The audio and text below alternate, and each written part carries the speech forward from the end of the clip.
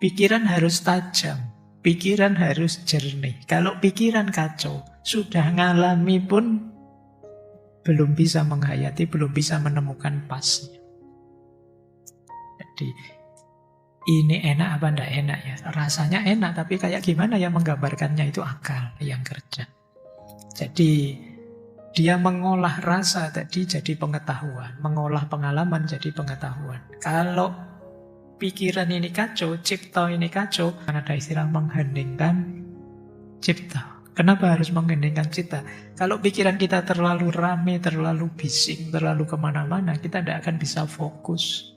Pikiran kita tidak jernih. Ayo benar-benar kita hening, sadari diri sebentar, tajamkan pikiran, jangan kemana-mana.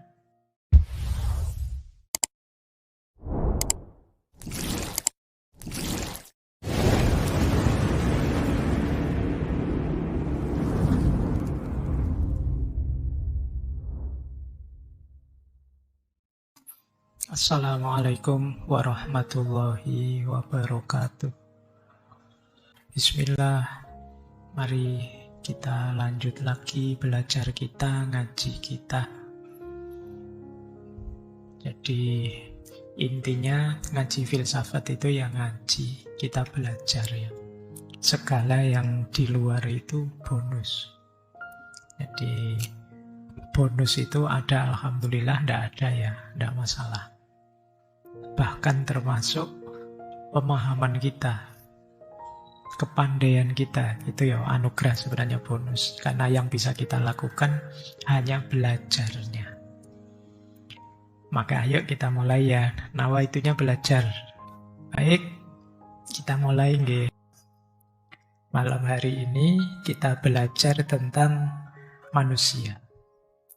Janmo tan keno kiniro. Jadi Janmo tan keno kiniro itu kalau bahasa Indonesianya, manusia itu tidak bisa sepenuhnya diduga. Jangan gampang-gampang menghakimi orang. Jangan gampang-gampang menilai orang. Apalagi dilihat dari luarnya saja. Karena janmo tan keno kiniro. Ini sebenarnya ada bentuk lengkapnya. Bentuk lengkapnya itu Giri, Lusi, Janmo, Tan Keno, Kiniro. Giri itu gunung, Lusi itu cacing. Ada yang menerjemahkan Lusi itu air. Tapi ini maksudnya adalah apakah sebesar gunung atau sekecil cacing? Apakah setinggi gunung atau serendah air? Manusia itu tidak dapat diduga. Giri, Lusi, Janmo, Tan Keno, Kiniro. Apakah kita berhadapan dengan orang besar atau orang kecil? Berhadapan dengan orang baik atau orang yang menurut kita jahat? Jangan gampang-gampang memvonis. Karena Janmo, Tan Keno, Kiniro. Manusia itu tidak bisa diduga. Ini pesan utamanya itu sebenarnya. Nanti kita urai secara lebih dalam.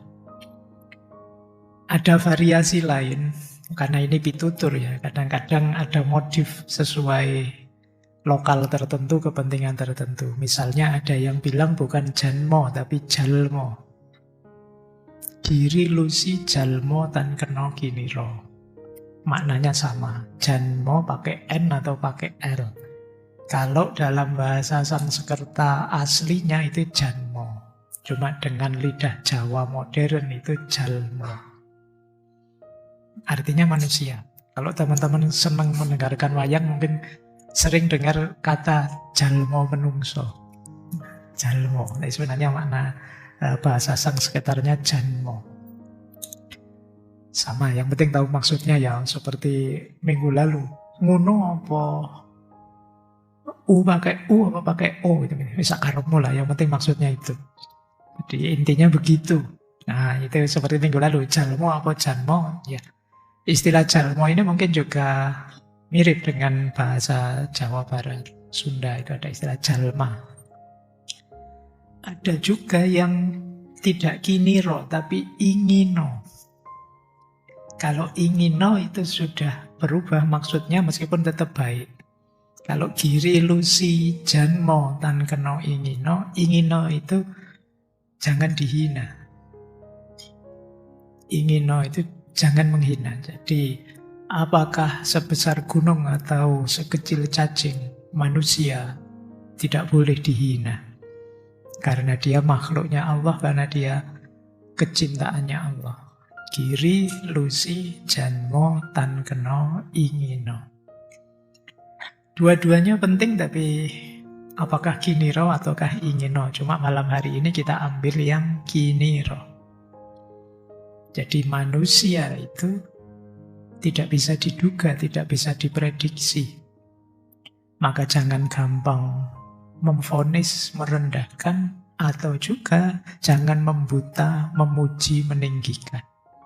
Siapa tahu yang kamu puji, kamu tinggikan itu besok jatuh. Siapa tahu yang kamu hina itu besok bisa naik derajatnya, martabatnya. Giri, lusi, janmo, tan keno, kiniro. Ini menurut saya penting ya hari ini, karena saya lihat di medsos itu hari ini kita pertandingan menghakimi orang. Ya, kita hari ini yang pro muji-muji, yang anti merendah-rendahkan. Tentang apa saja, tentang siapa saja. Itu ya, kalau pakai peribahasa yang kemarin ya wajar sih, kadang kita suka seseorang atau benci seseorang, tapi ya ngono ya ngono. Ning ojo ngono. Jadi ya benci sih, tapi ya jangan berlebihan. Suka ya, mungkin kita sedang mengidolakan dia, tapi juga jangan berlebihan. Kenapa? Janmo tan keno kiniro. Manusia itu tidak bisa diduga. Hari ini kamu suka sekali muji-muji, tiba-tiba ada kasus satu. Apalah, selingkuh misalnya. Kan terus drop dia namanya di hadapanmu, anjlok dia. Padahal mungkin itu hoax saja, tapi sudah drop. Atau beneran memang begitu, yang jelas karena kamu kemarin terlalu mengidolakan, sekarang kamu terlampau sakit ketika tahu fakta kenyataan aslinya.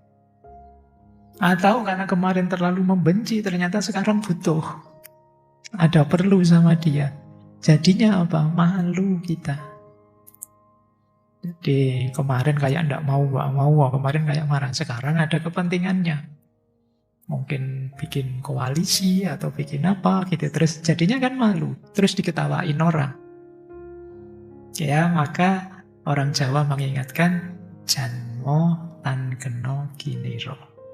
Manusia itu tidak bisa diduga. Oke, ayo kita maknai filosofi-filosofinya ya. Makna pertama, mari kita sadari kenapa sih manusia itu tidak bisa diduga. Karena manusia itu makhluk yang kompleks. Oh ini, saya tidak tahu kompleks itu bahasa Indonesia baku enggak ya? Aku ya, saya khawatirnya kamu kok saya bilang kompleks, bayanganmu kompleks apa gitu. Bukan ya? Ayo. Makhluk yang rumit. Jadi manusia itu tidak simpel. Jadi ini berhubungan dengan jiwa kita. Jadi filsafat Jawa itu tidak dangkal melihat manusia. Manusia itu tidak hanya tubuh, tapi ada 5 unsur. Rogo, rasa, cipta, karsa, sukma. Nanti kita jelaskan satu-satu. Tapi makna dari janmo tan keno kiniro itu adalah manusia itu kompleks. Kita biasanya ngomentari orang itu dari kelihatan luarnya saja. Atau kata-kata yang sesaat keluar dari mulutnya. Atau kelakuannya dalam situasi tertentu. Itu yang membuatmu sering tertipu. Banyak orang tanya saya berkali-kali, Pak Faiz bisa marah enggak? Iya, karena kalian lihat saya kan pas ngaji saja. Kamu enggak tahu saya kalau di rumah. Kamu hanya lihat sekarang saja. Ya mesti masuk aku harus ngamuk-ngamuk di depan sini kan enggak mungkin. Ya kalau di rumah ya kadang-kadang marah, mau saya manusia. Kamu melihatku sempit, hanya waktu pengajian saja, tidak luas. Ya mungkin tanya mahasiswa-mahasiswa kadang-kadang juga jengkel sama saya. Mungkin saya masuk kelasnya telat atau ganti-ganti jam suka-suka saya. Gitu. Jadi tidak selalu kamu menganggap saya baik. Kata siapa saya 100% baik. Oh, kadang-kadang ada jengkelnya, ada kecewanya, kadang ada marahnya, kadang. Itulah manusia. Tidak sesimpel itu kamu menduganya. Mungkin kalian membayangkan misalnya ada ulama pengajian, ngomong ayat, terus kamu bayangkan ini mesti di rumah juga alim, tiap hari baca ayat, baca hadis, ya enggak juga. Itu kayak saya dituduh orang kalau di rumah juga filsafatan. Jadi istri saya sering ditanya itu, Bu Pak Faiz gimana ya kalau di rumah? Seneng ya ibu dikasih filsafat terus. Jadi, bayangannya saya kalau di rumah itu ngomong, wahai istriku, Sokrates bilang, mana ya begitu. Ya, jadi enggak juga kalian lihatnya hanya pas kayak gini, pas saya ngaji. Enggak tahu detailnya saya seperti apa. Lapisan diri kita luas, tidak sekedar penampakannya. Yang terlihat oleh orang memang citranya saja, tampilannya saja, tapi yang di dalam kita enggak tahu. Kalian ngaji saja, saya hanya melihat kamu hadir. Niatmu apa saya tidak tahu. Motifmu apa saya tidak tahu. Tujuanmu apa saya juga tidak tahu. Jadi mungkin kalian memang ingin belajar, atau daripada sepi nganggur, atau mumpung ada di sini mampir, atau macam-macam motifmu. Maka giri ilusi janmo tan kena kiniro.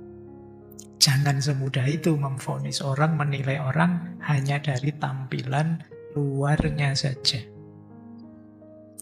Kita dalami sebentar ya. Wah, ini tulisannya kecil-kecil.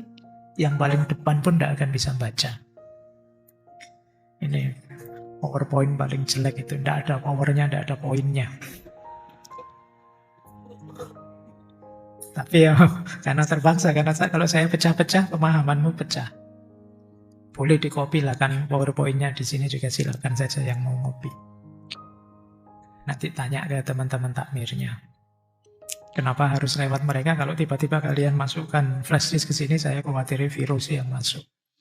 Lewat teman-teman takmir saja ya. Jadi ini teori tentang lapisan diri kita manusia. Ini menarik. Ini ada kesetaraan kalau teman-teman membaca misalnya Imam Ghazali di Kimia Usa'ada atau di Ihya Ulumuddin tentang manusia. Jadi dalam filsafat Jawa, manusia itu makhluk yang punya 5 dimensi, punya 5 lapisan. Jadi ada rogo, lapisan fisik, dalam bahasa Arabnya jasad. Ada roso, aspek rasa, batin. Itu kalau di Imam Ghazali alatnya namanya kolb, kalbu, roso. Nanti ada cipto, tentang kesadaran dan pikiran. Ini alatnya namanya akal. Nanti ada karso, kehendak, berhubungan dengan nafas. Dan yang terakhir ada sukmo, sisi jiwa paling dalam. Kalau dalam bahasa Arab istilahnya ruh. Ya, ini kalau diurutkan ini sebenarnya lapis 3. Yang paling luar jasad, yang tengah itu kolb, akal dan nafas sejajar, dan yang paling dalam ruh. Kalau jasad ya tubuh fisik ini, materi ini, di wadah kita ini, tangan, kaki, mata, telinga, dan lain sebagainya. Ini jasad. Jasad paling luar. Penting tapi bukan yang pokok. Kenapa penting? Karena kalau jasad tidak beres juga yang dalam susah diurusi. Jadi kalau kita sakit, ya ngatur kolb, ngatur akal, ngatur nafas sulit. Maka dia ini media, dia ini sarana, dia ini wadah, tapi harus beres. Jangan dikira wadah itu tidak penting. Kopi sebelah saya ini, kalau tidak ada wadahnya, tidak bisa diminum. Karena ada wadahnya, maka sekarang bisa diminum. Jadi gelasnya penting ternyata. Tidak hanya kopinya. Jangan dikira, Pak ada gelasnya, tidak ada kopinya juga buat apa. Tapi ada kopinya, tidak ada gelasnya, tidak akan nyampe ke sini. Bismillah ya, kita buktikan.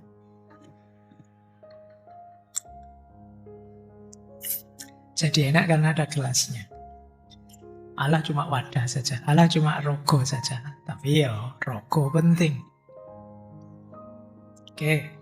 Jadi kita lelah, kita sakit, kita tidak semangat misalnya, ya jadinya rogo ini pengantar kita ke dalam. Lanjut, lebih dalam ada rasa. Rasa itu berhubungan dengan penghayatan, berhubungan dengan kepekaan batin, berhubungan dengan intuisi kita. Rasa ini bisa menangkap 3 hal. Kalau dalam filsafat Jawa, yang pertama menangkap harmoni dan tidak harmoni. Tadi saya minum, terlalu manis deh. Tidak manis deh, itu rasa. Terus apa? Ini hijau kok disambungkan biru ya, rasanya kok tidak match, itu rasa. Jadi rasa itu bisa menangkap aspek harmoni. Rasa, saya menjelaskannya tidak bisa, tapi kok tidak sreg ya, itu rasa yang membaca. Secara hukum sih sah, tapi kalau dilihat kok tidak cocok ya rasanya, tidak sreg ya. Nah, ini rasa yang bilang. Ya memang tidak melanggar hukum sih, tapi kok rasanya tidak pas saja, itu rasa. Jadi manusia punya itu. Justru rasa itulah nanti jadi kuncinya kemanusiaan.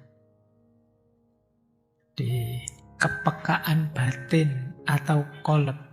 Ada yang bilang rasa ini nanti jadi kompas. Kalbu kita kalau rusak, hidup kita juga akan rusak. Kalau kompas ini mengarahkan ke senang-senang saja, hidup kita hanya akan cari senang-senang saja.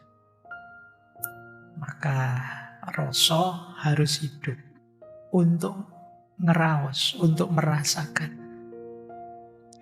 Kalau di Imam Ghazali, rasa ini, intuisi ini justru alat yang lebih mampu menangkap kebenaran. Jadi benar salah itu kalau pakai panca indera, kata beliau, masih mudah salah.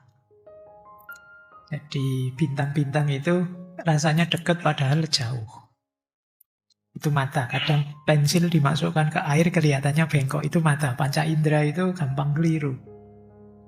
Akal lebih canggih daripada panca indera, tapi juga bisa keliru. Kita kadang salah paham, kita bisa gagal paham, kita bisa tidak paham. Tapi kalau rasa lebih presisi memahami sesuatu. Antara orang yang sekedar paham dengan orang yang sudah merasakan, kata Imam Ghazali, derajat benarnya lebih dalam yang sudah merasakan. Sholat itu seperti apa? Kalau sekedar tahu hukumnya dan syarat rukunnya, masih belum dalam. Dia baru tahu apa itu sholat kalau sudah merasakan menjalankan sholat. Kayak kalian, contohnya gini ya. Ada temanmu pacaran terus putus. Terus kamu nasihati, alah putus itu biasa, masih penjajakan pacaran, kamu bisa cari lagi, jangan sesedih itu. Kalimat seperti ini, kalau keluar dari orang yang memang pernah menghayati, pernah pacaran, tahu rasanya pacaran, dengan yang tidak pernah, level validitasnya beda. Kalau nasihat seperti tadi dari orang yang belum pernah pacaran, misalnya kamu habis nasihati begitu, terus yang kamu nasihati tanya, emangnya kamu pernah pacaran? Belum. Kamu tidak ngerti, banyak omong. Betul. Tapi kalau iya saya dulu pernah ngalami seperti kamu, sedih sih tapi tidak harus segitunya. Nah, ini yang dimaksud ya, orang yang merasakan langsung itu dipandang tahu lebih dalam dibandingkan orang yang masih berjarak ilmunya dengan dirinya. Ilmunya masih ada di buku, ilmunya masih ada di pikiran saja, belum dijalankan, akan berbeda. Kalau masih berjarak, ya masih kira-kira. Tapi kalau sudah didalami langsung, dijalani, dihayati, sudah ketemu kebenaran yang lebih presisi. Itu rasa. Baru yang nomor 3, cipta. cipta. Ini kesadaran, pikiran, daya pikir, kemampuan mengolah pengalaman jadi pengetahuan itu cipta. Pikiran harus tajam, pikiran harus jernih. Kalau pikiran kacau, sudah ngalami pun belum bisa menghayati, belum bisa menemukan pasnya. Jadi ini enak apa enggak enak ya? Rasanya enak, tapi kayak gimana ya menggambarkannya itu akal yang kerja. Jadi dia mengolah rasa tadi jadi pengetahuan, mengolah pengalaman jadi pengetahuan. Kalau pikiran ini kacau, cipta ini kacau, tidak akan lahir pengetahuan yang bagus, yang baik. Makanya kalau teman-teman upacara itu kan ada istilah mengheningkan cipta. Kenapa harus mengheningkan cipta? Kalau pikiran kita terlalu rame, terlalu bising, terlalu kemana-mana, kita tidak akan bisa fokus. Pikiran kita tidak jernih. Makanya ayo mengheningkan cipta. Nah, kalau kita upacara kan gitu, mengheningkan cipta mulai, terus nyanyi. Cuma ya ketika nyanyi mungkin fokusnya berbeda. Padahal maksudnya mengheningkan cipta itu, ayo benar-benar kita hening. Sadari diri sebentar, tajamkan pikiran, jangan kemana-mana. Jadi itu cipta, sisi diri kita, lapis ketiga. Kemudian ada karso, kehendak, nafas, daya dorong, kemauan, keinginan. Jangan dikira ini tidak penting. Tidak ada keinginan, tidak ada karso, dunia ini mandek. Setinggi apapun ilmu, tapi kalau tidak punya keinginan apa-apa, ya dunia tidak akan berputar. Ini yang menggerakkan tindakan kita, pilihan kita. Dalam karsolah nanti kita pertemukan cipta, rasa, dan rogo. Jadi kita wujudkan dalam keseharian. Kalau cipta itu seperti lampunya, karso itu seperti langkahnya. Jadi kehendak atau nafas, istilahnya karso. Dan nanti yang paling dalam sukmo. Sukmo itu roh, dimensi paling halus, paling dalam, percikan cahaya ilahi dalam diri manusia. Sukmo inilah nanti yang akan pulang kembali kepada Tuhan. Harus kita jaga agar selalu dalam kondisi mutmainnah. Sukmo inilah nanti yang akan bersaksi seperti apa hidup kita di dunia di hadapan Allah. Bagaimana cara kita mengelola rogo, rasa, cipta, dan karso. Itulah sukmo. Ini lapisan paling dalam. Berhubungan dengan keluhuran, kesucian, kesempurnaan hidup. Kalau sudah mulai masuk ke sini, nanti orang Jawa menyebutnya ilmu kasampurnan. Sudah mulai masuk dimensi kesempurnaan. Kalau di Jawa itu kan ilmu ada levelingnya. Ada ilmu itu kanoman. Ada ilmu naik sedikit namanya kanuragan. Di atas kanuragan ada kadunyan. Di atas kadunyan ada kasepuan. Dan yang paling tinggi adalah kasampurnan. Yang paling awal ilmu kanoman. Itu kalau kalian sekolah SD, SMP, SMA itu ilmu kanoman. Belajar dasar-dasar bekal-bekal yang diperlukan untuk hidup. Setelah itu masuk kanuragan. Kanuragan kalau zaman dulu ilmu kesaktian. Dulu tapi ya kayak Brahma Kumbara pakai ajian apa, jurus apa gitu. Jadi zaman dulu kesaktian, tapi sekarang ya skill, keahlianmu apa. Nah, anak-anak kuliah itu sudah mulai masuk kanuragan, menggembleng dirimu di keahlian tertentu. Nah, belajar filsafat itu ya bagian dari kanuragan. Kalian mencari kesaktianmu dari filsafat. Nanti ada yang mencari kesaktiannya dari fisika, dari matematika, dari biologi. Itu namanya kanuragan. Nanti satu level lebih tinggi ada ilmu kadunyan. Ilmu kadunyan ini ya ilmu hidup. Gimana caranya bermasyarakat, gimana caranya berumah tangga, gimana caranya jadi ayah yang baik, Gimana caranya kalau pas jadi RT ya jadi RT yang baik, jadi lurah yang baik. Ini ilmu keduniaan, tata dunia. Ekonomi, politik yang kita praktekkan langsung itu kadunian. Keuangan itu juga kadunian. Nah, naik satu level lagi ada kasepuhan. Kalau ini sudah mulai dalam, mulai olah batin. Tasawuf itu mulai kasepuh. Mulai noto hati, biar tidak sombong, biar tidak iri, biar tidak pamrih dan lain sebagainya, itu mulai kasepuhan. Kalau sudah mulai mempertimbangkan itu, ya kita sudah ada di kasepuhan. Dan pada puncaknya kasampurnan. Itu ketika sudah sama sekali meninggalkan dunia, hidup dengan orientasi ilahiyah saja. Ini ilmu kemakrifatan. Saya tidak tahu teman-teman ada di mana, tapi paling tidak yang mahasiswa yang sedang menempuh jalur kanuragan. Mungkin sebentar lagi kadunian. Semoga tidak kebalik ya, nanti ada orang yang harusnya sudah kasepuhan tapi masih sibuk di kanoman. Masih belum bisa cara dasar-dasar hidup yang baik, yang benar, itu eman-eman. Maka ayo perhatikan jenjang ilmu ini biar tidak keliru, biar tidak kebalik-balik. Kenapa tidak kebalik-balik? Ada orang yang harusnya mematangkan diri dulu di kadunian tapi dijujuk tiba-tiba masuk ke kasampurnan.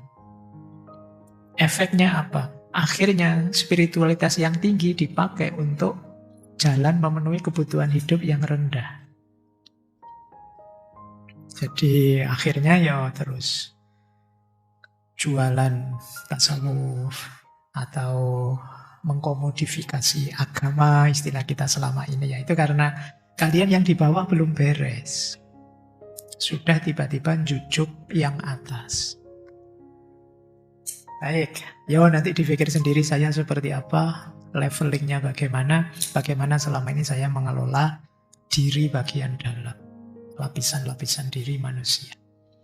Jadi makna pertamanya ini, manusia itu kompleks. Kita punya rogo, punya rasa, punya cipta, punya karsa, punya sukmo. Kamu membaca, memvaluasi orang itu melihat apanya. Kalau hanya dilihat dari gejala luarnya kurang dalam. Bukan berarti tidak boleh, tapi sadari bahwa pemahamanmu tentang dia itu hanya sebagian kecil kesanmu tentang dirinya. Baik. Makna pertama itu. Makna kedua. Jadi makna janmo tan keno kiniro adalah tidak ada kebenaran tunggal tentang manusia. Manusia itu bisa baik di satu situasi tapi di situasi yang lain jelek. Atau baik sekarang, kemarin tidak. Atau besok bisa berubah. Itu manusia. Ada anak yang kalau di kampus pinter luar biasa tapi sosialnya jelek. Tidak bisa bermasyarakat. Ada anak yang luas sekali di masyarakat tapi begitu masuk kelas, ujian tolah-toleh dia. Itu manusia. Jadi tidak ada manusia yang sempurna di semua dimensinya. Selalu ada kurangnya. Maka penilaian kita tentang seseorang, kalau itu mutlak absolut, pasti reduktif. Kalau itu kita patenkan, pasti kita sedang memotong dia dengan kacamata kita. Kita tidak tahu asli utuhnya dia seperti apa. Apa tidak boleh Pak kalau begitu menilai? Boleh saja, tapi sadari bahwa penilaianmu itu hanya bagian yang kamu lihat saja, yang kamu tahu saja. Seutuhnya dia kamu tidak tahu. Saya tidak suka orang ini ketika dia jadi pejabat di sini, karena ketika jadi pejabat di sini dia melakukan ini. Tapi seutuhnya dia saya tidak tahu. Saya ngertinya ya pas dia jabat itu saja. Ini lebih fair daripada kita menghakimi orang seutuhnya padahal kita hanya tahu sebagian kecil dirinya. Apalagi terus kita ngarang, karena ada itu. Selain yang kedua, jangan cepat menghakimi. Yang kedua, jangan terlalu yakin kita sudah tahu isi hati seseorang. Wong tidak kelihatan, kita tebak. Dan kita nganggap tebakan kita itu pasti benar.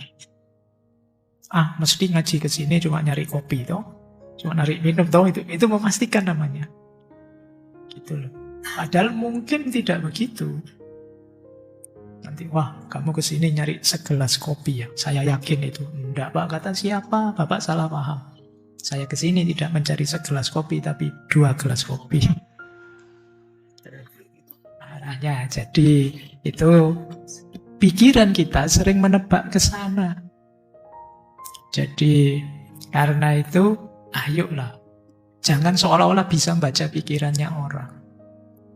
Kita kadang sok tahu tentang orang lain. Seolah-olah, bisa saya tebak. Kamu biasanya begitu, sekarang pasti begitu. Oke ya, jadi ayo lebih arif dengan penghakiman-penghakiman kita pada orang lain. Bahkan kata orang yang paling dekat dengan kita. Kadang-kadang kita memutuskan untuk mungkin anak kita sendiri, mungkin pasangan kita sendiri, sahabat kita sendiri, dengan sok tahu. Sehingga sama sekali tidak minta pertimbangannya. Jadi, kalau untuk anak saya ini, saat belian ini mesti senang. Loh, kita tidak tahu perkembangan jiwanya. Mungkin itu keputusan dengan pertimbangan dia waktu kecil, sekarang beda.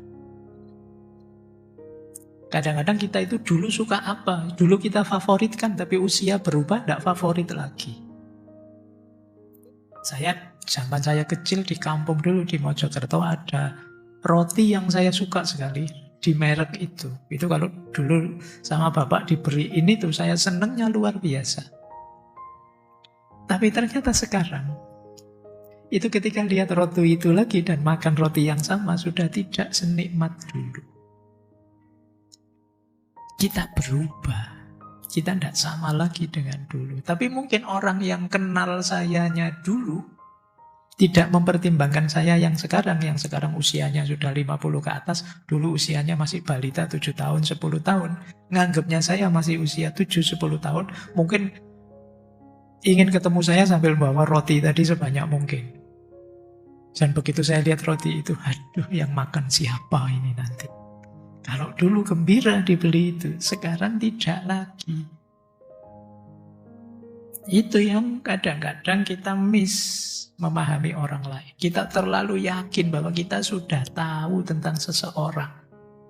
Jangankan orang lain, bahkan diri kita sendiri pun kadang kita salah paham. Gitu loh. Ya cobalah, sering saya bilang kan, kita itu sering tidak kenal diri kita sendiri. Sehingga akhirnya kita jatuh pada kecewa, jatuh pada gelisah. Karena keputusan kita salah. Banyak sekali contohnya mahasiswa yang saya tanya, kamu kuliah ambil jurusan ini memang cocok? Enggak Pak, saya merasa salah jurusan Pak. Harusnya saya enggak jurusan ini loh, saya kalau ambil jurusan ini ya Pak, saya baru sadar. Bukan saya ternyata. Kenapa? Berarti kamu dirimu sendiri saja tidak paham. Dan kita sering begitu. Itu kalau kuliah masih mending, kadang-kadang sudah berkarir, sudah bekerja. Merasa salah milih. Apalagi kadang sudah menikah. Terus dimarahi kan sama orang tua. Biyen ketok opo, saiki ketok opo. Mungkin dulu kurang jernih membacanya. Dibutakan oleh nafsu, akhirnya salah milih. Oke, itulah janmo tan kena giniro. Jangan gampang-gampang memvaluasi orang, menilai orang.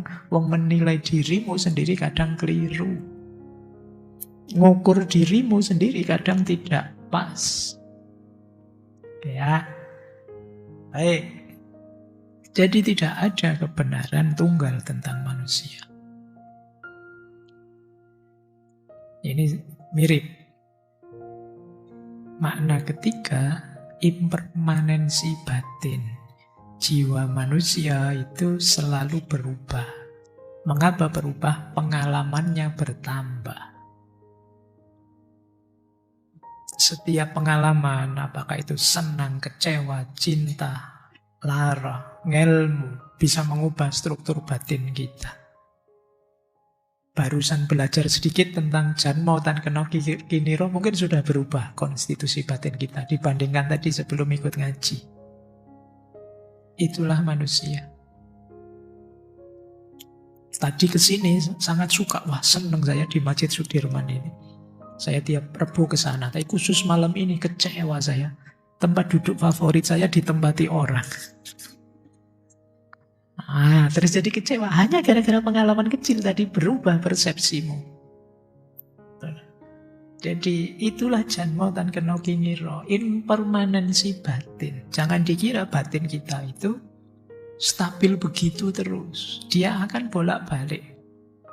Kalau dalam Islam itu kan kolbu itu disebut kolbun karena litakol lubihi, karena bolak-baliknya hati kita juga begitu. Orang kadang dulunya kuat sekali tapi berubah jadi rapuh. Atau sebaliknya, dulunya rapuh bisa berubah jadi kuat karena ngalami ini, ngalami itu. Itu yang dimaksud impermanensi batin. Jangan dikira temanmu itu kelihatan lemah, tapi jangan dikira kalau dia kesinggung sedikit bisa kuatnya luar biasa. Jadi itu yang dimaksud impermanensi batin. Janmo tan keno kiniro. Jadi ada 3 makna tadi ya dari janmo tan keno kiniro. Yang pertama tentang kedalaman jiwa, bahwa manusia itu makhluk yang kompleks. Yang kedua, tidak ada kebenaran tunggal tentang manusia. Yang ketiga, jiwa manusia itu berubah. Jadi kalau pakai bahasa filsafat, manusia itu progresif, plural, kompleks, dan tidak sederhana, dalam. Terus makna keempat. Nah terus apa yang harus kita lakukan sehubungan dengan janmo tan keno kiniro? Ini makna keempat, makna etis dan praktisnya. Yang pertama, orang Jawa itu harusnya rendah hati. Ya sebenarnya tidak hanya orang Jawa ya. Rendah hati itu perilaku mulia, cuma ini kan kita sedang membahas filsafat Jawa. Kok ada orang Jawa tidak rendah hati, terus orang sering menyebutnya wis ilang jowone. Wis ndak jowone lagi. Jadi kita tidak tahu kedalaman jiwa seseorang, maka jangan sombong, jangan sok paham, jangan sok merasa paling benar.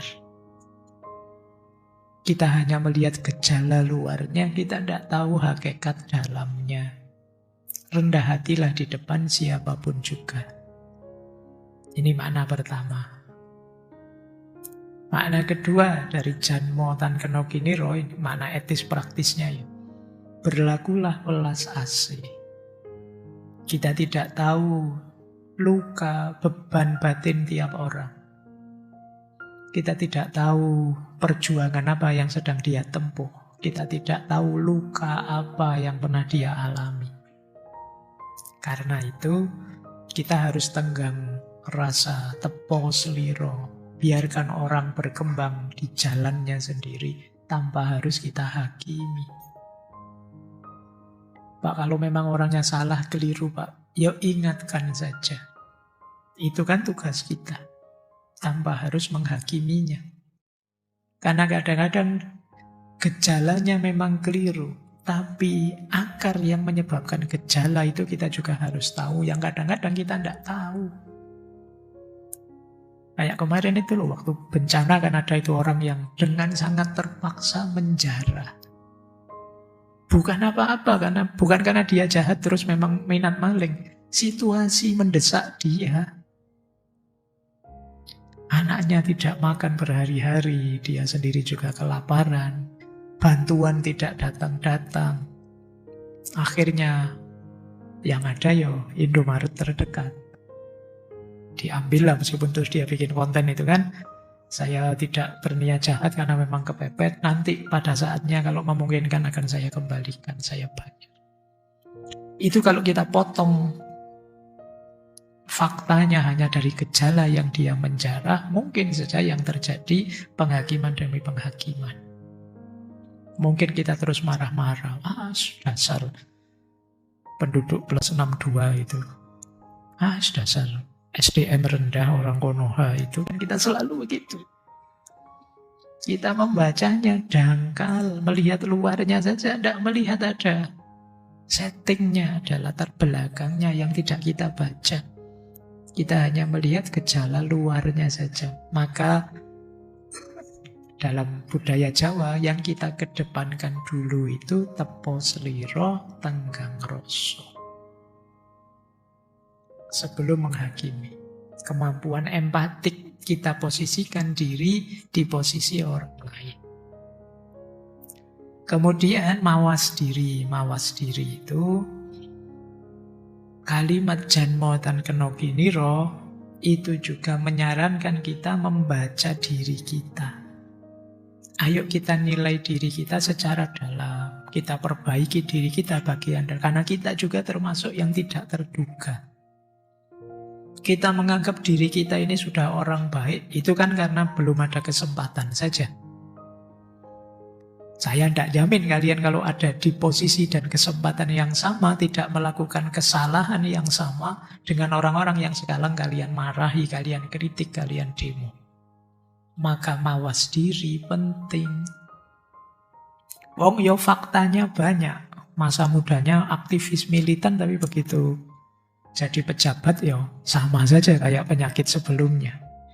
Nah ini pentingnya mawas diri. Jadi jangan-jangan kalau kita di posisi yang sama juga serusak itu. Karena nggak dapat kesempatan saja. Ya buktinya kalau ada kesempatan ya kumatnya sama, dadinya sama. Ini pentingnya mawas diri. Jadi jalmo dan keno kiniro. Jangan dikira kalian, Pak, saya sekarang pejuang keadilan, Pak. Saya sekarang membela kebenaran. Alhamdulillah. Oleh Allah kamu diselamatkan, diposisikan di situ.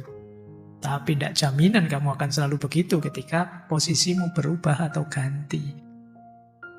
Ini tidak ngancam. Tapi itu loh maksudnya mawas diri. Yuk sering-sering mawas diri, membaca diri kita.